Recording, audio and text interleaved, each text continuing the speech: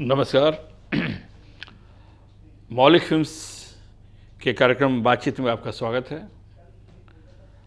आज हम आपकी मुलाकात करा रहे हैं श्री गोपाल कुमार जी से। सोशल और इकोनॉमिक यानी कि सामाजिक आर्थिक मामलों के विश्लेषक हैं। IEPF अथॉरिटी के मेंबर रहे हैं, बोर्ड के, बीजेपी महाराष्ट्र के इकोनॉमिक सेल के वो संयोजक रहे हैं। जहाँ तक मेरी जानकारी है कि उन्होंने बहुत सारे जो राजनेता हैं हमारे, उन्होंने काफ़ी टिप्स दिए हैं, इकोनॉमिक फिनेंशियल टिप्स। तो चलिए बातचीत करते हैं। सबसे पहले तो मैं चाहूँगा कि एक आप अपने बारे में बताएं कि आपकी पढ़ाई लिखाई कहाँ है, यहाँ तक पहुँचने के पहले आपने क्या क्या किया। धन्यवाद शत्रुघ्न जी, आपने मुझे ये अवसर दिया। मेरी पढ़ाई professional education as an economist हुई दिल्ली यूनिवर्सिटी से। मैं वहाँ पे BSc स्टैटिस्टिक्स और मास्टर्स इन बिजनेस इकोनॉमिक्स किया। उसके बाद मैं मुंबई आ गया और यहाँ पे मैंने fellowship of institute of actuaries and London से पढ़ाई करी है जी। और मैं एक फेलो मेंबर हूँ और एक प्रैक्टिशनर हूँ। मैं प्रैक्टिसिंग एक्चुरी हूँ।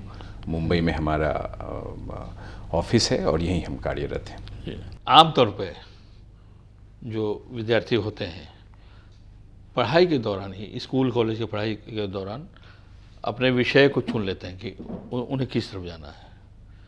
तो आपने अपने विषय को किस समय चुना, स्कूल कॉलेज के दौरान या कालांतर बाद में?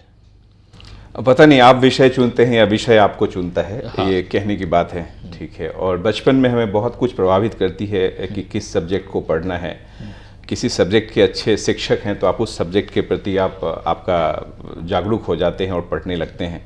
तो जो सब्जेक्ट में कोई पर्टिकुलर विषय में जो रुचि आती है उसके बहुत सारे फैक्टर हैं। वो शायद ज़रूरी नहीं है कि वो सच की रुचि हो आपकी, वो समय के साथ ही आता है। जब आप 11th 12th में जाते हैं, कॉलेज में जाते हैं, तभी वो अच्छी तरह से आप समझ पाते हैं कि आप क्या लाइक करते हैं। बचपन में जब हम सोचते हैं तो हमारा एस्पिरेशन कहीं ना कहीं एक ड्रीम से जुड़ा होता है, ना कि करियर से जुड़ा होता है। हम बहुत सारे समाज में ऐसे लोग हैं जिनसे हम प्रभावित होकर उनके प्रोफेशन को अपनाने की कोशिश करते हैं। अगर आपकी ज़िंदगी में किसी डॉक्टर ने आपको प्रभावित किया तो आप डॉक्टर बनना चाहते हैं, किसी इंजीनियर ने प्रभावित किया तो आप इंजीनियर बनना चाहते हैं। लेकिन समय आते आते आप समझते हैं कि आप क्या बन सकते हैं, आप क्या बनना चाहते हैं और आप क्या बनने वाले हैं। तो समय के साथ चेंज होता है। और विषय की जहाँ तक बात है, 10th तक तो आपको पता है हर सब्जेक्ट पढ़ना होता है। तो एक पर्टिकुलर सब्जेक्ट में रुचि पैदा होना उस शिक्षक पे, उस माहौल पे डिपेंड करता है। अच्छा, आपकी पारिवारिक पृष्ठभूमि क्या रही है? मैंने बिजनेस की रही है या नौकरी पेशा रहे हैं लोग? मेरा पारिवारिक जो परिवेश जो रहा है वो एक बिजनेस का ही रहा है और हम एक संयुक्त परिवार में बड़े। कोऑपरेशन, कोलैबोरेशन जो हम आज प्रोफेशनल वर्ल्ड में देखते हैं, शायद उसकी बीज हमें संयुक्त परिवार से ही मिली। तो ये हमारा पृष्ठभूमि है। आपकी जो पारिवारिक पृष्ठभूमि जो है उससे अलग दिशा में आप गए, तो इसका कोई खास कारण था या व्यवसाय आपको आकर्षित नहीं करता था? देखिए, समय के साथ आपकी सोच बदलती है और आपकी सोच बदलने में कहते हैं कि किसी मनुष्य पे दो चीज़ों का प्रभाव होता है, उसके नेचर का और उसके नर्चर का। आप में क्या DNA है और आप किस परिवेश में रह रहे हैं, इस दोनों का इक्वली इम्पॉर्टेंट है। जब आप बचपन में होते हैं तो नेचर ज़्यादा, नर्चर कम, और जो आप बड़े होते हैं तो नेचर कम और नर्चर ज़्यादा, ठीक है, कैसे लोगों के साथ उठते बैठते हैं। तो मेरी पढ़ाई लिखाई दिल्ली में हुई, दिल्ली यूनिवर्सिटी से पढ़ा मैं। तो ऐसे माहौल में रहा जहाँ पे एक एस्पिरेशन डेवलप होता है। जब आप सेंट्रल यूनिवर्सिटी में, नेशनल लेवल यूनिवर्सिटी में आप पढ़ते हो तो एक एस्पिरेशन पैदा होता है कि क्या करना चाहिए, और उस क्या करना चाहिए में बहुत सारे आयाम निकल के आते हैं। वो सामाजिक स्तर पर होता है, आर्थिक स्तर पर होता है। तो मैंने करियर को कभी भी पैसा और जॉब सिक्योरिटी के दो आयाम से नहीं देखा। जनरली वो देखा जाता है कि पैसे कितने मिलेंगे और जॉब सरकारी है या जॉब परमानेंट है कि नहीं, जॉब चली तो नहीं जाएगी, PF कटेगा कि नहीं। मैंने जॉब को कभी, करियर को ऐसे नहीं देखा। मैं सोचता था कि जब जिंदगी ही अनसर्टेन है तो जॉब सिक्योरिटी लेकर क्या करना है, राइट। तो हमारी सोच उस हिसाब से बढ़ती रही कि करियर एक बहुत मल्टी वेरिएट फैक्टर है, ठीक है। उसमें आपकी रुचि, आपका परिवेश, आपका एस्पिरेशन, आपके सपने, सब कुछ एक साथ मिलकर आपका करियर बनाते हैं। तो मेरे दिमाग से ये जो अलग डायरेक्शन है, वो अलग डायरेक्शन शायद मेरे नेचर से, नर्चर से, राइट। मैं भी नौकरी नहीं कर रहा हूँ, अपनी प्रैक्टिस है, तो कहीं ना कहीं हमारे डीएनए का भी असर है कि हम बिजनेस में ही हैं, बट एक प्रोफेशनल बिजनेस करते हैं, तो यही फर्क है, बट दोनों का ही प्रभाव है। जो आपका जो प्रोफेशन है, जिन चीज़ों को लेकर चल रहे हैं, इसमें ज़्यादातर देखा गया है कि लोग अपने आप में सीमित हो जाते हैं, लेकिन आप उससे कहीं बाहर निकलते हैं। सामाजिक इसमें है, आपके दायरे में जो है राजनीतिज्ञ भी हैं, आप उसको सामाजिक और आर्थिक विश्लेषक हैं। तो ये जो है अपने आप को आपने एकदम सिमट के ना रखे जो खोला है, तो उसके पीछे क्या कारण है? कारण नहीं, एक जिंदगी की यात्रा है। यात्रा का कोई कारण नहीं होता है, यात्रा जो आप चलते हैं तो मार्ग प्रशस्त होता जाता है। मैंने जब पढ़ाई करी तो मैं एक इकोनॉमिस्ट की तरह एक जॉब करता था। फिर लोग जॉब बदलते हैं, हमने अपना प्रोफेशन बदला है। उसके बाद मैं कुछ समय के लिए प्रोफेसर रहा, बच्चों को पढ़ाता था, कॉलेज में एमबीए को, इकोनॉमिक्स मैनेजमेंट वगैरह पढ़ाता था। फिर उसके बाद मैं जर्नलिस्ट रहा, मैं 4 से 5 साल जर्नलिस्ट रहा। मैं आर्थिक विषयों पे लिखता था, बैंकिंग और इंश्योरेंस में लिखता था। फिर उसके बाद मेरा इस तरफ रुझान आया। उस समय के माहौल में जर्नलिज्म में बहुत सारे परिवर्तन हो रहे थे। उस परिवर्तन को देखते हुए मुझे लगा कि शायद आने वाले टाइम में मैं उस परिवर्तित जर्नलिज्म में मैं फिट नहीं बैठूंगा, तो शायद मैंने वो चेंज कर लिया। और आज जहाँ मैं हूँ मैं बहुत खुश हूँ, शायद अच्छे टाइम पे मैंने छोड़ दिया। तो उसको छोड़ा और आप लिखते थे, ये करते थे, लेकिन बाद में आपने जो बड़े बड़े जो राजनीतिज्ञ हैं या उस तरह के हैं, उनको आप आर्थिक मुद्दों पे उनको आप बताते रहे, उनको मार्गदर्शन देते रहे, जानकारियाँ देते रहे। राजनीति से बहुत दूर था। मैं एक ऐसा विद्यार्थी था जो अपने कार्य में सीमित रहता था। पढ़ना है, बहुत मेहनत से पढ़ाई करी है, बहुत मेहनत से परिवार वाले पैसा भेजते थे वहाँ पे, तो मैं सोचता था मेरा धर्म वही है पढ़ना, बाकी चीज़ें नहीं करनी चाहिए मुझे। बट राजनीति में कभी मैं नहीं था अपने कॉलेज के टाइम में। बट जब मैं पत्रकार बना तो दुनियादारी समझी, एक समाज की कैसे परिकल्पना होती है, समाज पॉलिटिक्स से कैसे जुड़ा है। तो आर्थिक, सामाजिक और एक राजनीतिक पहलू का जो एक सामंजस्य बनता है हमारे समाज में, उसको समझा। अपने एक्सपोजर जो मिला मुझे, तो वहाँ मुझे लगा कि आपको कंट्रीब्यूट करने के लिए कुछ ना कुछ एक होना चाहिए प्लेटफॉर्म। आपको 2 ही चीज़ें हैं जो आपको खुशी दे सकती है ज़िंदगी में। एक, जब आप कुछ क्रिएट करते हैं, या दूसरा क्रिएट नहीं कर पाएँ तो किसी क्रिएशन में कंट्रीब्यूट करते हैं। तो मैं इसी तहत मैंने सोचा कि ज़िंदगी में पढ़ाई लिखाई, एक अपना घर चलाना एक अच्छी बात है, बट हमारा कुछ समाज के प्रति हमारी कुछ रिस्पॉन्सिबिलिटी भी है, और समाज और राजनीति सब जुड़े हुए हैं। तो मैं ऐसे मुद्दों पर लिखता भी था, और मेरे लेखन में उसका बिल्कुल प्रतिबिंब होता था कि मैं समाज के लिए सोचता हूँ। अभी भी मेरी जो थॉट प्रोसेस है वो बिल्कुल कैसे सामाजिक और आर्थिक मुद्दों को एक साथ देखा जाए, मैं बिल्कुल अलग नहीं मानता। कोई भी इकोनॉमिक डिसीजन सोशल डिसीजन से अलग नहीं है, कोई भी सोशल डिसीजन पॉलिटिक्स से अलग नहीं है, इकोनॉमिक्स से अलग नहीं है। तीनों को एक संयुक्त रूप में देखना होगा हमें, अगर सामाजिक और आर्थिक विकास चाहिए। तो आप भारतीय जनता पार्टी के महाराष्ट्र के आप आर्थिक जो इकाई है, इकोनॉमिक सेल के आप कन्वीनर बने जी। तो सीधे एक्टिव माने राजनीति में, सक्रिय राजनीति में आप आए नहीं, क्या उससे कोई परहेज है, या क्या अवसर ढूंढ रहे हैं? नहीं, देखिए, आप ना जब कुछ चाहते हैं तो आपको अपनी स्ट्रेंथ के साथ साथ अपनी कमजोरी भी समझनी है, अपने स्ट्रेंथ के साथ साथ अपनी लिमिटेशंस भी समझनी है शायद। और जब हम ज़्यादा पढ़ लेते हैं तो लिमिटेशंस पहले दिखती है, स्ट्रेंथ बाद में दिखता है शायद। तो मुझे लगा कि शायद मैं उस पोजीशन के लिए, उसके लिए शायद मैं उस टाइम तैयार नहीं था, राइट। चाहे उसकी जो भी वजह रही हो, आर्थिक हो, सामाजिक हो, पारिवारिक हो, कुछ वजह थी जो नहीं कर पाए। बट आज मुझे लगता है कि हर इंसान, हम जिस इस देश में रहते हैं, तो हमें पॉलिटिकली एक अवेयर, एक एक्टिव होना पड़ेगा। आज हमारे समाज में जो भी समस्या है, कहीं ना कहीं उसका सोल्यूशन एक पॉलिटिक्स के थ्रू ही आता है, संसद के थ्रू ही आता है, लेजिस्लेशन के थ्रू ही आता है। हम इससे वंचित नहीं रह सकते, हम इससे साइड से देख नहीं सकते। जिसके पास भी कैपेबिलिटी है, जिसके पास भी अगर कुछ कंट्रीब्यूट करने की क्षमता है तो हमें जरूर करना चाहिए। Politics is not a dirty word, it's a word, it's a realm which can make you really ready for contribution towards the nation development. मैं आज राजनीति को वैसे समझता हूँ। जी जी। देश की आर्थिक स्थिति के बारे में आपका क्या कहना है अभी? देखिए, देश की आर्थिक स्थिति हमेशा एक कॉन्टेक्स्ट में देखा जाना चाहिए। हाँ, ठीक है, आप ये नहीं कह सकते कि आर्थिक स्थिति अच्छी है, आर्थिक स्थिति खराब है। एक परिप्रेक्ष्य, एक कॉन्टेक्स्ट में अगर देखेंगे तो मेरा ये पर्सनल ओपिनियन है, ठीक है, हमें जो होना चाहिए था नहीं है, बट आप उसके कॉन्टेक्स्ट को देखेंगे तो शायद हम अच्छी हालत में हैं। ठीक है, आप कोविड का टाइम ले लीजिए या फिर ग्लोबल रिसेशन का टाइम ले लीजिए, इंटरेस्ट रेट पे जो प्रेशर आया, इन्फ्लेशन जो है, हमारा डोमेस्टिक डिमांड इतना है, उसकी वजह से शायद ये कारण रहा है कि हम अच्छा कर रहे हैं और अच्छा करेंगे। हम एक वर्ल्ड के स्टेज पे ब्राइट स्टार हैं। आने वाले टाइम में इकोनॉमिक की दृष्टि से देखा जाए तो हम एक अच्छा कर रहे हैं।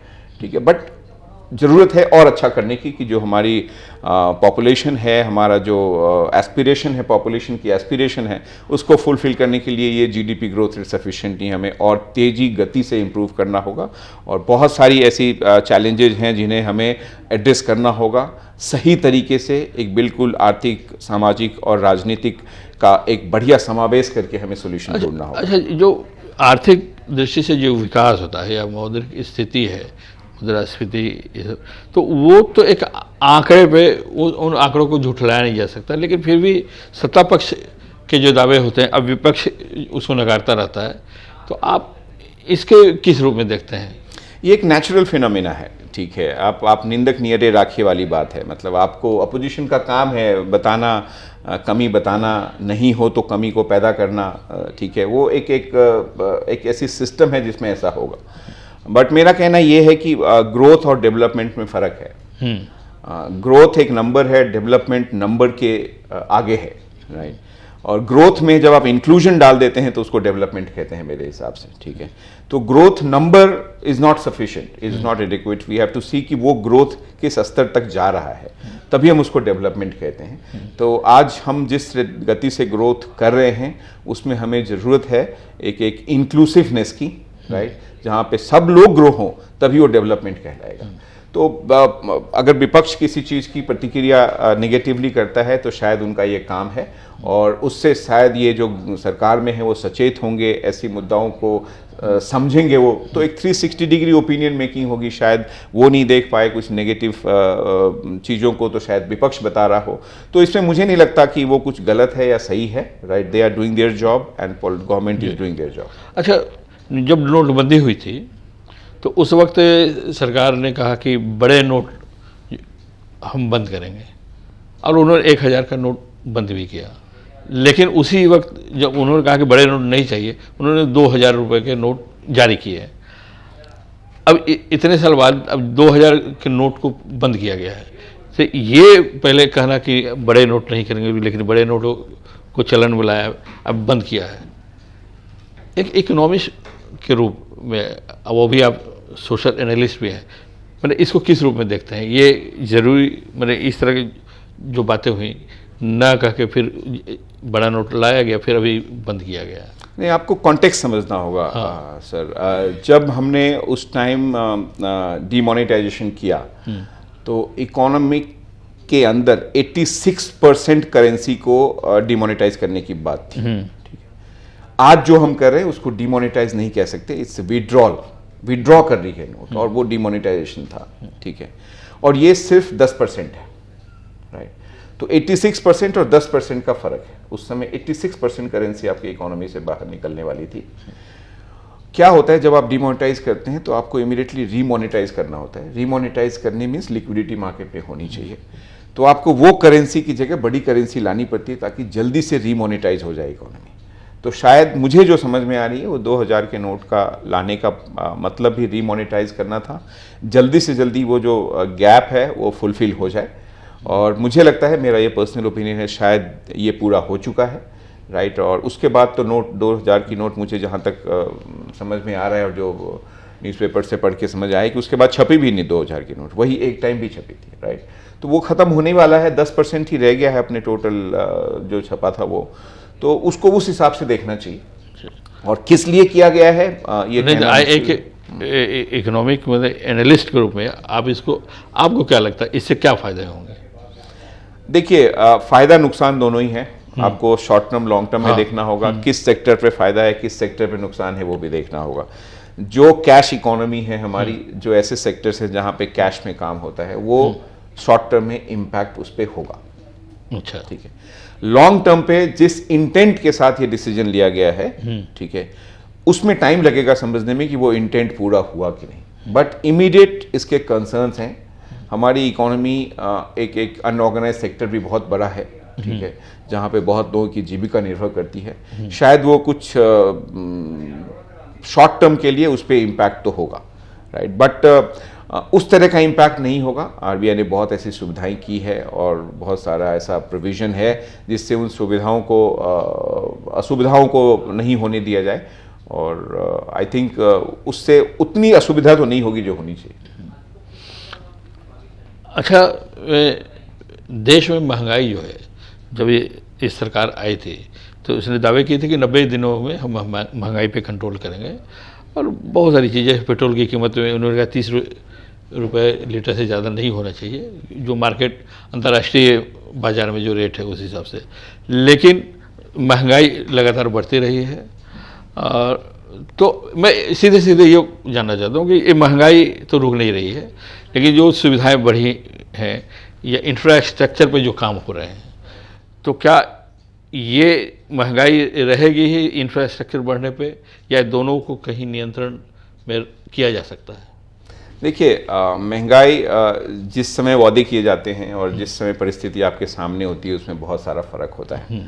आप पिछले 3-4 साल में आप देखेंगे, चाहे वो जियोपॉलिटिकल क्राइसिस हो या जो भी एक विश्व के स्तर पर जो हो रहा है, ठीक है, उससे भी कहीं ना कहीं ये प्रेरित है हमारी, मतलब कहीं ना कहीं उसको ये हो रहा है। महंगाई एक डेवलपिंग इकोनॉमी में होती है, बिकॉज आपकी कैपिटल की रिक्वायरमेंट होती है, राइट, इंटरेस्ट रेट बढ़ता है। लेकिन कितनी होनी चाहिए वो आरबीआई जो समझती है उस हिसाब से वो कंट्रोल करती है अपने हिसाब से। अलग अलग रेट हैं जिनके द्वारा वो इन्फ्लेशन को कंट्रोल करती है, और बीच में जो बढ़ा था आज उस स्तर के आसपास है, राइट। तो आरबीआई का काम है अपने मॉनेटरी पॉलिसी के थ्रू, गवर्नमेंट भी फिजिकल पॉलिसी से भी इम्पैक्ट होता है, तो वो किया जा रहा है। बट एक ऑप्टिमल लेवल जो आरबीआई के इसमें है, शायद हम उसके आसपास ही हैं अभी। अच्छा, अंतर्राष्ट्रीय स्तर पे अगर उस मानक पे देखें तो हम भारत की इकोनॉमी कहाँ ठहरती है, कहाँ है? हम तो बहुत अच्छे पोजीशन में हैं विश्व स्तर पे देखें तो। आप देख लीजिए अपने आसपास की कंट्रीज़ को देख लीजिए, थोड़े दूर भी जाइए आप, वहाँ भी देख लीजिए, वहाँ भी देख लीजिए, मैं नाम नहीं लूँगा, हम बहुत अच्छी स्थिति में हैं। लेकिन एक जो परिवर्तन आया है विश्व स्तर पे, वो है हमारी जो कल्चरल नेशनलिज्म की फ़र्क आई है। G20 को आज आप देख लीजिए, वो उसके डेलीगेट्स आई थिंक 60-62 जगह पे इंडिया में जा रहे हैं, श्रीनगर में भी हैं। तो एक इकोनॉमिक परसेप्शन एक बनता है, परसेप्शन पे ही दुनिया चलती है, और परसेप्शन से कम्युनिकेशन का उसका अलग इम्पैक्ट होता है। तो एक विश्व में जो एक लोग हमें समझने लगे हैं, जो एक अब विश्व के स्तर पे लोग भारत के प्रति जो उनके दिमाग में जो एक रिस्पेक्ट है, राइट, वो बहुत बड़ी जीत है, बहुत बड़ी एक पहचान बनी है। और ये भी कहीं ना कहीं इकोनॉमिक इश्यूज़ में भी आपको हेल्प करते हैं, राइट। आप देखेंगे जो भी इस तरह के रिलेशनशिप हैं उससे को हमने कैसे ट्रेड में कन्वर्ट किया है, राइट, तो वो कहीं ना कहीं उसका भी इम्पैक्ट होता है। तो विश्व के स्तर पे आर्थिक स्थिति से हम काफ़ी मजबूत हैं, one of the best developing country और ग्रोथ ओरिएंटेड कंट्री है, राइट। एंड सेकेंड थिंग, जो हमारा ये जो कहेंगे आप, जो नॉन टेंजिबल बेनिफिट्स हैं जो G20 वगैरह से आ रहा है, उसके टेंजिबल बेनिफिट्स भी आने वाले टाइम में आएंगे। जी, तो मतलब भविष्य जो भारत का है वो तो है, समृद्धि भविष्य की ओर ही हम जाएंगे। बिल्कुल बिल्कुल बिल्कुल, मुझे लगता है ऐसा। अच्छा, व्यक्तिगत रूप से मतलब आपका क्या, मतलब राजनीति में खुल के आने वाले हैं? मैं चीज़ों को मैं बिल्कुल वैसे समझता हूँ कि जो होता है वो होता है। You don't make things happen to you, right. मेरा एक शुरू से सिद्धांत रहा है, आप करते नहीं, आपके साथ होता है, राइट। तो मैं उसी में विश्वास रखता हूँ, और मैं हमेशा बीइंग में विश्वास रखता हूँ। ह्यूमन बीइंग है तो BEING, बीइंग में विश्वास रखते हैं। जो हो रहा है, जो यात्रा है, उसको आप एंजॉय करें, और यात्रा क्या है वो समय और उस समय की दशा और दिशा बताएगी कि आप कहाँ जाएंगे। हाँ, आपने अपने व्यस्त समय में से हमारे लिए समय निकाला, इसके लिए बहुत बहुत धन्यवाद। धन्यवाद आपका, आपने मुझे ये मौका दिया जी। अपनी बात कहने की। बहुत बहुत धन्यवाद। जी नमस्कार। अगले हफ्ते फिर किसी नए हस्ती के साथ आपके साथ सामने पेश होंगे बातचीत के इस कार्यक्रम में। अगले हफ्ते के लिए हमें विदा दें। नमस्कार।